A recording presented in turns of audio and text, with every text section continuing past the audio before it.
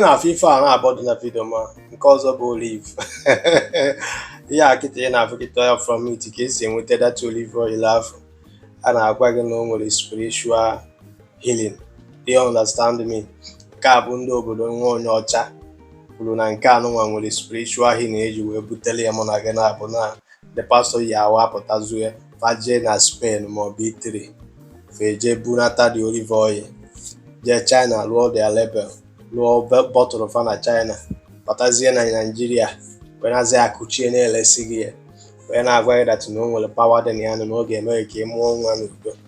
Ịghọtago na ọ bụ na isi wawa gị fịa ya na egede gị ilu gị isi na-awa gị, you know, all this religious belief and the doctrine and dogma all this Pentecostals na-ajụrụ be anyị ji were eri unu ọrụ. Mana nke anụnwa bụ nke ndị Igbo. They understand me? Akwu Ojukwu. Nna mụ na gị na-abụ gwara mụ na gị na-abụ na nke a dị powerful na ọ na-alụ a lot of ọrụ. Ọ bụ na ị mara ife nnekwu ife a go and ask question. Do you understand me? Ịmana nke ndị ọcha ka anyị na-aka embrace na-neglect our own. That is the purpose m ji eme this video. Ihe na-aba abụ mmanụ nwechara spiritual backup. Nna anyị gwara anyị na Akwu Ojukwu na-adị ile a lot of things. Eji eme ife dịgasị iche iche. Do you understand? Na nke a na-abụ olive oil. Do you get my point? Olive oil a kịta bụ nke ndị pastors na-eyuzu karị anointing and ịpụta n'obodo oyibo. Do you understand me? Olive oil bụ salad ka eji decorate ọ na iji ewere akwa ma na iji ewere stew esokwu m eghe.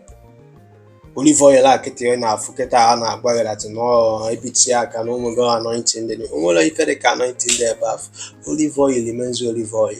Mmanụ Akwu Ojukwu bụkwara mmanụ Akwu Ojukwu. Ị ga-eji mmanụ Akwu Ojukwu si nri, ị ga-eji eri nri.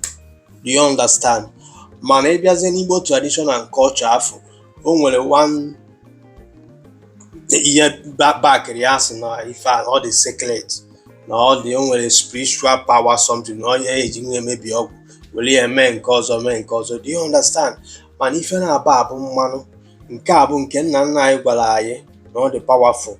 Nke nwa onye ọcha gwara anyị na ọ dị powerful.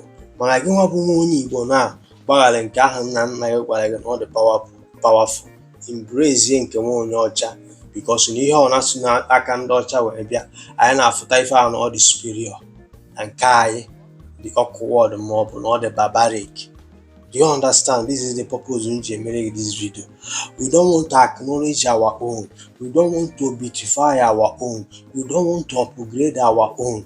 We don't want our own to be also competing with the less na mba ụwa. Do you understand me? Anyị achọghị upgrade ife niile afọ anyị nwere. Anyị achọkwụrụ promote ya. Anyị achọkwụrụ ya advertise ya. N'ọsọsọ nke ọbụla si n'aka ndị ọcha wee bịa.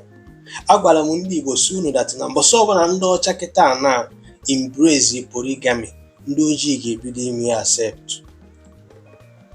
Do you understand me? Because mụ na gị na-aba amabụrụ ife bụ agịga ọrezi. Ndị ọcha introduce you to you and I. Today kịta na ọkpụzi ọkụ n'ọnụ na society anyị. Ndị ọcha wetara ya na still fa na ajikwa law na back ya up. Do you get my point?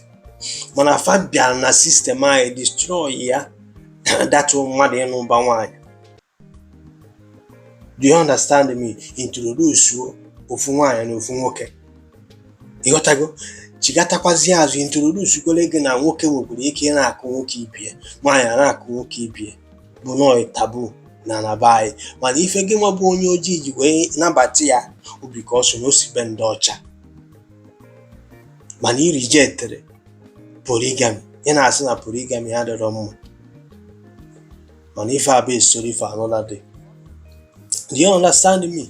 Let us learn how to embrace our own, promote our own, beautify our own, upgrade it.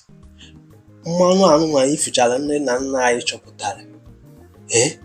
Ọ bụrụ na mụ na gị na-abụ LeBron debara ya upgrade bịa mba ụwa ka ya abịa Malaysia get ife faji wee bi.